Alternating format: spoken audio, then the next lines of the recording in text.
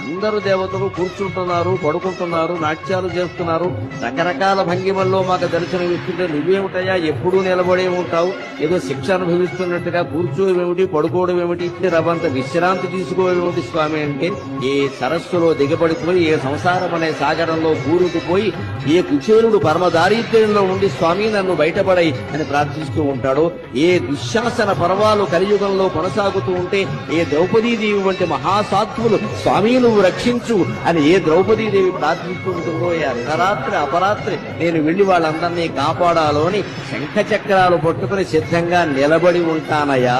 పడుకుంటే లేచి బయలుదేరడం కష్టం కదా, ఎవరికైనా దేవుడికైనా. ఎవరో మేలుకొలు పాడాలి, సుప్రభాతం పాడాలి, లేవాలి, బయలుదేరాలి. అంతకంటే నిలబడి సిద్ధంగా ఆయుధాలతో సహా ఉంటే వెళ్లి కాపాడొచ్చును కదా అని నిలబడి ఉంటానయ్యా అనే సమాధానాన్ని స్వామి నా మనస్సులో స్ఫురింపజేశారు శ్రీ వెంకటేశ్వర.